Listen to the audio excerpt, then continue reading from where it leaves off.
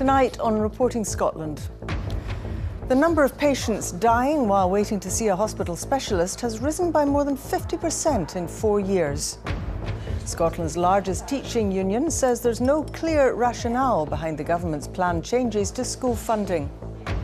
The Royal Hospital for Children introduces a dedicated bereavement service to help families when they need it most. You're in desperate need of support as a bereaved parent. You're suffering from all the effects of stress and trauma. Your functioning is off the chart. Also on the programme, Glasgow City Council decide to withdraw the freedom of the city from Myanmar's leader Aung San Suu Kyi, criticising her response to the Rohingya refugee crisis. And for the first time, a horse trained in Scotland is to race in the prestigious Melbourne Cup.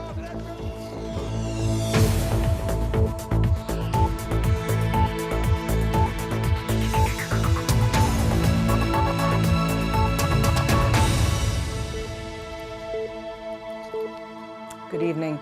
The number of patients dying while waiting to see a hospital specialist has risen by more than 50% in 4 years, according to figures obtained under Freedom of Information. The charity Age Scotland says it's vital to find out if any deaths were avoidable. The Health Secretary has already pledged to improve waiting times by the spring of next year. Here's our health and social care correspondent, Shelley Joffrey. When your GP refers you to hospital, it should take no more than 18 weeks for treatment to start. And for most patients, that's what happens. But a growing number are waiting far longer, even just to see a consultant. These new figures obtained by The Times have fuelled fears that long waits are taking their toll on patients. In the first 3 months of 2013, 799 people died waiting for a first outpatient appointment. 4 years on, 1,240 patients died before they were seen. In Grampian, the number who've died waiting has more than doubled in that time. It's a terrible situation. I mean, patients to die waiting for an operation is bad enough, but waiting a long time and then having patients die is not good. Some of these patients are obviously maybe have other conditions that they may die of and not the condition that they're waiting to be seen. But the outpatient waiting list time is far too long. With an ageing population, it's perhaps no surprise more will die the longer the wait. But it's not possible to say if the waiting times are to blame. When you look at that rise in numbers, it is quite stark. And our first thoughts are with those families. It's difficult to go through the grieving process and then to have such questions raised in public.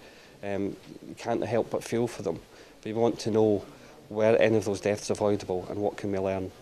The Health Secretary set up a working group in August to tackle waiting times. Well, we've looked at the data in some detail, and there is huge variation within boards and across boards. Some boards have seen a rise in people passing away, some have seen a decline in people passing away. So there are issues about the data quality, and I've asked the National Clinical Director to look into the data quality and to report back to me. Oh, Shelley Joffrey joins me now. So Shelley, just to be clear on this point that was being mentioned in the report there, is there any evidence that more people have died because they had to wait longer for treatment? Well, that is really the key question, Sally, and the honest answer is we don't know at this stage. The Royal College of Surgeons told me that the data really needs to be interrogated further to work out whether there's a tangible link between the rise in deaths and the increase in waiting times that we've seen over the last 4 years.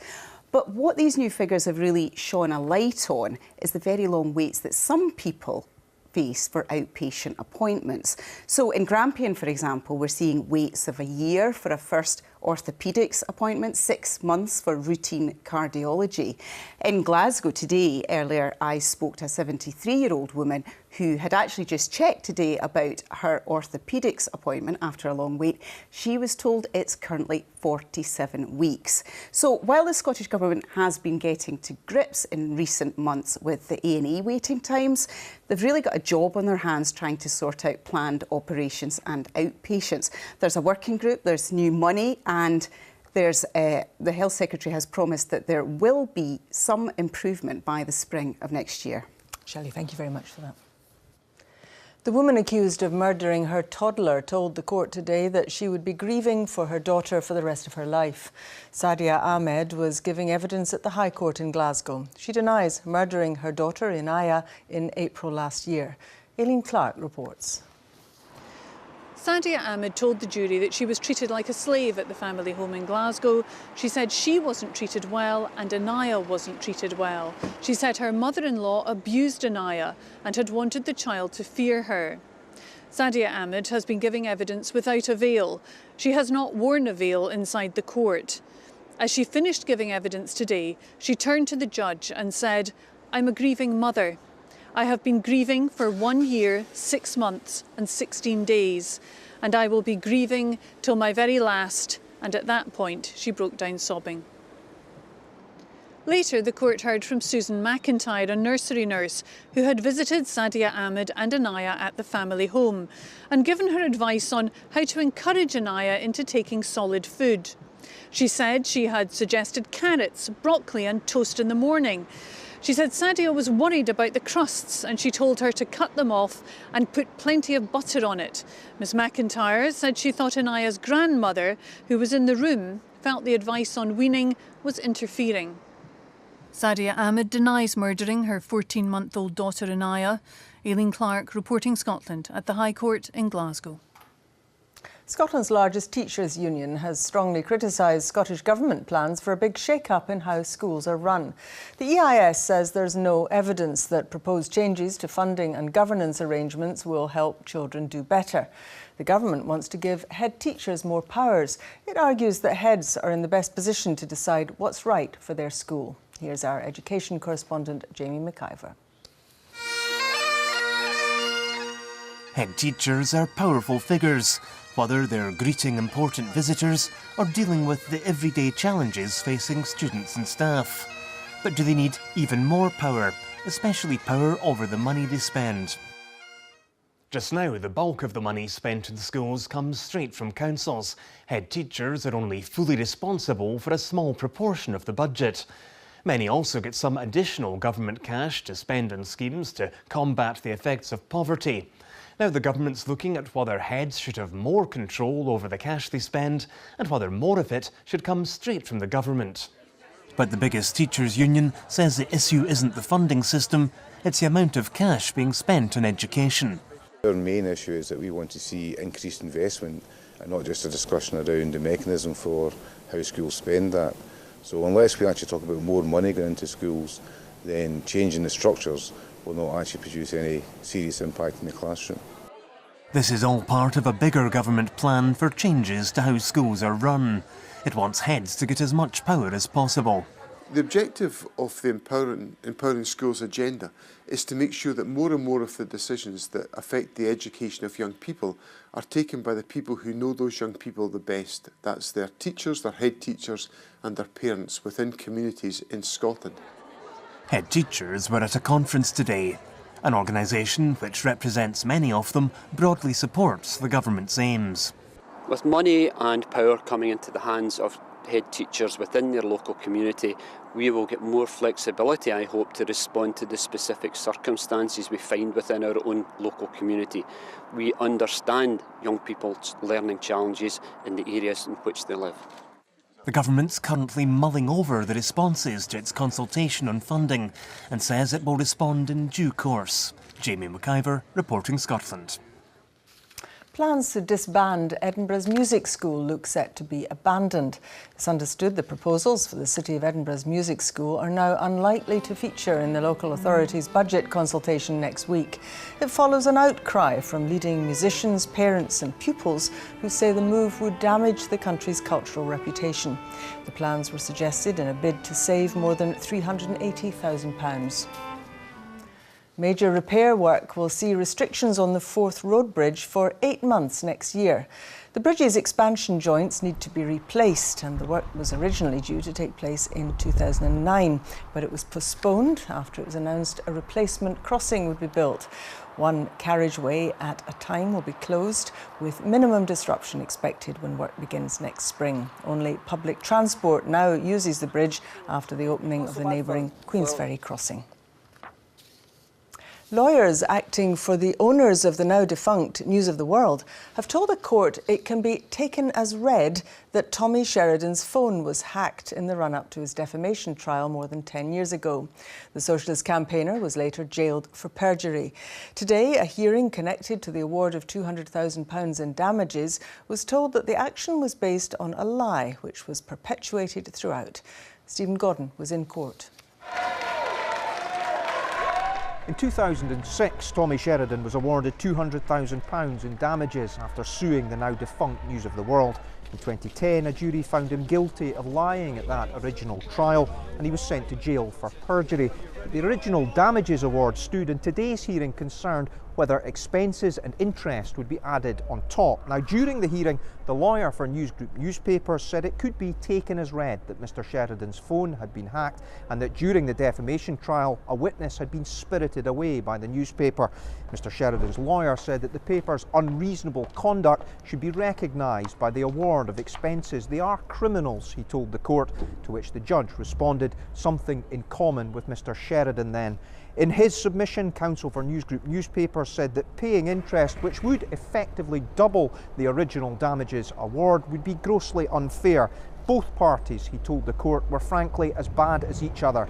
But this was an action that was based on a lie which was perpetuated throughout, he said. The reason it's taken so long, he argued, is because Tommy Sheridan committed perjury. Lord Turnbull's decision will follow in writing at a later date. The death of a 20-year-old woman at a flat in Aberdeen city centre is being treated as suspicious.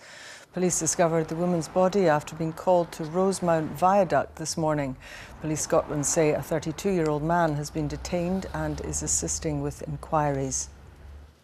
A dedicated bereavement service is being introduced at the Royal Hospital for Children in Glasgow. It aims to provide support for parents and siblings facing or dealing with the death of a child.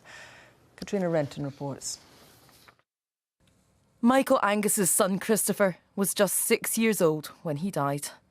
If I had to invent a perfect son, I would have invented Christopher. He was beyond my imagination, really. He was a beautiful child, beautiful in spirit, beautiful in mind and attitude. Loved everybody, didn't have a bad bone in his body. He was just joy, really. Christopher was a happy little boy, but a heart defect that he'd had since before he was born caused his heart to fail, and he passed away suddenly at home in Helensburgh almost exactly 3 years ago.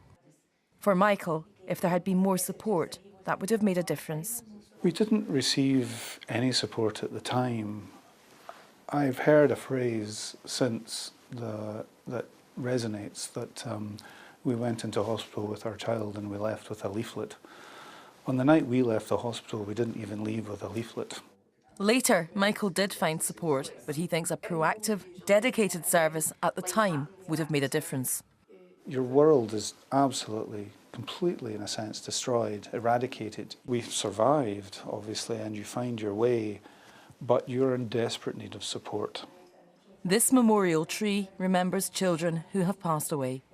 Christopher's father has been fundraising for the Glasgow Children's Hospital charity, who are funding the new bereavement service based inside the hospital. Staff on each individual ward and department will be able to signpost parents, whether they know that a child is nearing the end of their life or whether they've passed away already. They'll be able to refer these parents to the service and the hospital. This means staff from Child Bereavement UK are on site to work with NHS staff. That's really fundamental, that actually bereavement support is not seen as an add-on. It's actually truly integrated, and we know that in our work with families that the more preparation they can have, it doesn't in any way take away the pain of what's happening, but actually it enables them to have some conversations as a family about what they want. Christopher's favourite colour was red, Michael's red ribbons, a way of keeping his little boy close to him every day. I could spend my life lamenting his absence, or I could spend my life celebrating the fact that he did live. So I'm choosing to do the latter. You're watching BBC Reporting Scotland. It's 17 minutes to 7. A reminder of tonight's top story. The number of patients dying while waiting to see a hospital specialist has risen by more than 50% in 4 years. And And still to come, the silent film starring the Scottish artist Edoardo Palozzi goes on tour. The freedom of the city of Glasgow has been stripped from the de facto leader of Myanmar, Aung San Suu Kyi. Glasgow City Council voted to remove the honour after she was criticised for failing to defend the Rohingya, who have suffered alleged human rights abuses at the hands of the state's security forces. Katie Hunter reports. The UN has described it as ethnic cleansing. Around 600,000 Rohingya Muslims have fled Myanmar for Bangladesh. Aung San Suu Kyi's ongoing failure to speak out against alleged human rights abuse has angered many who once held her in high regard. In 2009, Glasgow City Council offered the Burmese politician freedom of the city while she was under house arrest. That offer has now been withdrawn. She got awarded this freedom, or the offer of the freedom of the city, because she had stood up for her people. But you always expect a person like that to stand up for other people in the region, in her country, which she now is leading, when they're suffering, and there seem to be lots of atrocities going on in the area. You expect her to speak up for that, and she hasn't done that really. Glasgow City Council's decision has led to renewed calls for Glasgow University to strip Aung San Suu Kyi of her honorary degree. She has been a champion for democracy in the past, but really it's come to light that her definition of democracy really doesn't extend to everyone, and the University of Glasgow, really, they should revoke that. She's not worthy of it. Glasgow University says it has no plans to review Aung San Suu Kyi's honorary degree, and academics who study the region say the situation is complex. There's a very precarious power-sharing agreement between the NLD, her political party, and the military. So in a way, if she wants to say something, the first, it would not make any difference. Second, she may invite a military takeover. Glasgow City Council knows its decision is unlikely to make any difference to these Rohingya refugees, but councillors hope it sends a signal to people in Scotland and beyond. Katie Hunter, reporting Scotland. Scottish charities are being invited to bid for a share of a multi-million-pound pot of government money to fund their aid projects in Malawi. Charities can use the money to pay directly for their aid schemes, which are mainly focused on health and education projects. Scotland has long-standing links to the African country, going back to the days of the missionary David Livingstone. Workers at the Shetland gas plant will go on strike later this month to demand backdated holiday pay. More than 80 staff have been in dispute with the Norwegian firm Aker Solutions for the past 9 months. The plant produces around 10% of the UK's gas supply, but the Unite union representing the workers says that the terminal will be facing a possible shutdown unless the company pays up. Tomorrow marks the 50th anniversary of the Battle of Montevideo, one of the most infamous matches in Scottish football history. It was the culmination of a clash between newly crowned European champions Celtic and their South American counterparts, Racing of Argentina. Jonathan Sutherland has been speaking to a fan who witnessed a sporting contest which is remembered for all the wrong reasons. McNeil, that's a goal by McNeil. McNeil has scored. Celtic would win the first leg of the 1967 Intercontinental Cup 1-0 against the Racing Club of Argentina. But for 6-year-old Celtic fan Jim McGinley, the abiding memory was of a brutal contest. It was really rough, and Celtic, to my mind, weren't allowed to play the kind of football they had become known for playing. Listening to adults around me, the chat was always, if that's the way that Racing Club are going to be in Glasgow, what are they going to be like in Buenos Aires? Jim was amongst a group of Celtic fans who flew out to Buenos Aires, where a volatile atmosphere lay in wait. Celtic keeper Ronnie Simpson struck by an object from the crowd as the match ended 2-1 to Racing. With the contest tied at 2-2, a third match was lined up in the Uruguayan capital. The game that would become known as the Battle of Montevideo. 6 sendings off, scuffles throughout. Racing would win it 1-0. The whole thing really flashed off when Jimmy was brought down, Jimmy Johnson was brought down, and that's captured. Who'd been on the end of some rough treatment? Bobby Lennox was sent off and he had no idea why. Steen sent him back on twice. And eventually he only came off because a big soldier with a big sword said off and he went. It was madness. Celtic fined their own players £250 each, the equivalent of 5 weeks' wages. Racing rewarded their players to the tune of £2,000 a man, despite the volatile scenes. The Battle of Montevideo remains one of the beautiful game's ugliest episodes. Jonathan Sutherland, reporting Scotland. It's one of the world's most prestigious horse races with a prize fund of more than $6 million Australian dollars.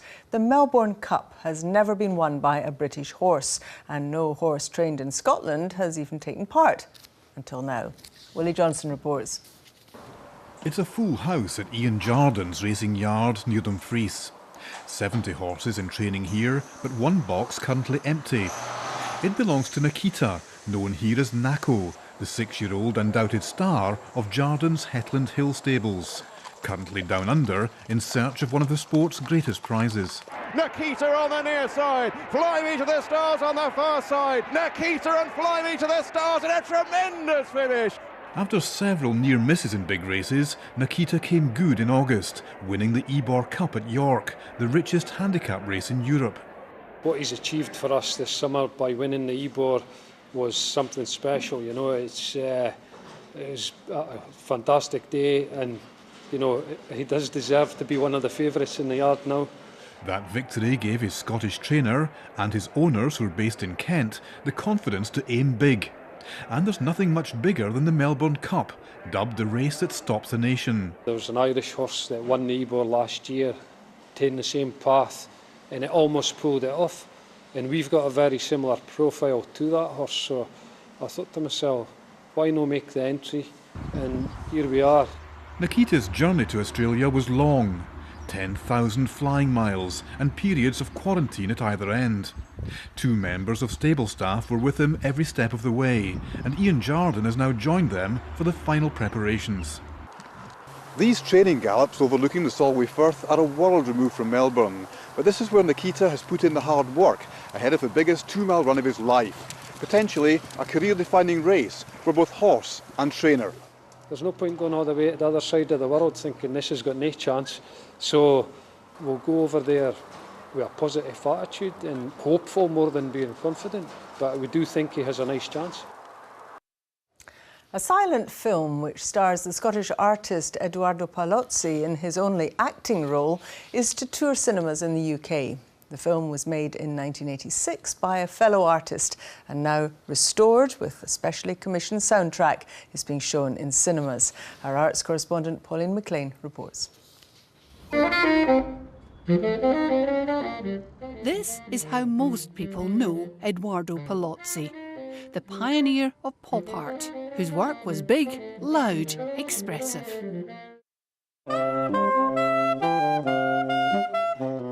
But this is another side to the Scots artist, a one-off acting role in an art house film made by fellow artist Lorenzo Mazzetti. He and the painter Michael Andrews play 2 deaf-mute dockers in London. They improvised the sign language themselves. Although it was made in the sound era in 1956, actually it was very much like a silent film the way it was made, in that the narrative is very visual. The film was a perfect fit for the Hippodrome Silent Film Festival in Bo'ness, which commissioned a new soundtrack to be performed live along with the original film. It draws on Palozzi's Italian heritage, including these traditional goat bells. Getting the chance to develop a soundtrack that in some way, once again, was a nod to that experimental approach to filmmaking, and also a nod to what Edoardo Palozzi was going to be, because I guess at that time he was still a student, and he was still sort of finding his feet and finding his ideas in terms of his own art. The film, although known to enthusiasts, has never really been seen on the big screen until now. A grant from the PRS Foundation means it's off on tour, including another date in his native Scotland. Paul Lutzi is a well-loved figure in Scotland, and when people find out that he's got this screen role channeling Marlon Brando, I think people are going to want to have more opportunities to see it. Pauline McLean reporting Scotland. Now to another well-loved figure in Scotland. Let's see what kind of weather we can expect for the weekend, Chris. Let's have a look, Sally. Thank you very much indeed. Hello there. It's been fairly cloudy for many of us today. Tonight, quite clear and cold in the northeast, but elsewhere we hold on to the cloud. And some outbreaks of rain. This weather front here edging its way south and eastward. So through the early hours, many of us seeing a few spots of rain and then turning quite showery and quite blustery with it as well. Town and city temperatures around 3 to 6 Celsius, but those clear skies in the northeast will lead to a patchy frost. Tomorrow, and it's an east-west split. In the west, cloudy with a number of showers rattling through. Further east, more likely to stay dry, bright and really quite sunny. Now with the showers, it's going to feel quite cool, especially with those winds coming in from the west, so 8-9 Celsius. Further east, less likely to have those showers, and with some sunshine, probably not feeling too bad, but those westerly winds will drive a few showers through at times, so not exclusively dry. You'll probably just about pick out in those showers as well, some snow falling there. That's across the hills and the mountains down to around 600 metres or 2,000 feet. Across parts of the Northern Isles, those showers fairly blustery and lasting all day. So if you are hill walking or climbing, Western Ranges likely to see some wintry showers on the tops, and the winds coming in from the west, so quite a cold, bitter feel at times. Temperatures there on the summits around the freezing mark. And for Eastern Ranges, well, more likely to be dry, fine, bright and sunny, but still cold. Perhaps a few sleet showers early on across the border hills. The rest of the afternoon into the evening, little in the way of change really. We still hold on to a number of showers in the west. So if you're off to a firework display Saturday night, bear in mind it's going to be quite cold, and certainly there will be a risk of some showers across western areas. Further east, it's dry, clear and turning quite frosty. Then there's Changerford overnight, Saturday to Sunday. We've got this little trough feature here, just edging its way southwards. That's going to bring some showers across parts of the northeast. So after a sunny day on Saturday, the northeast will have a few showers on Sunday. Elsewhere, Sunday's by far the better of the 2 days. It's bright, it's sunny, it's crisp, but it's cold. 7-8 Celsius, winds coming in from the northwest and quite brisk around these northern and northeastern coasts. So for bonfire night, for most of us, it's dry, clear and cold. You'll need to wrap up. It will be a chilly one. Perhaps just still a few showers holding on across parts of the northeast. And this weekend, we're celebrating 2 years of BBC Weather Watchers. You can join the club online. That's the forecast for now. Thanks very much, Chris. And that's Reporting Scotland. I'll be back with the headlines at 8 and the late bulletin just after the 10 o'clock news. Until then, from everyone on the team right across the country, have a good evening.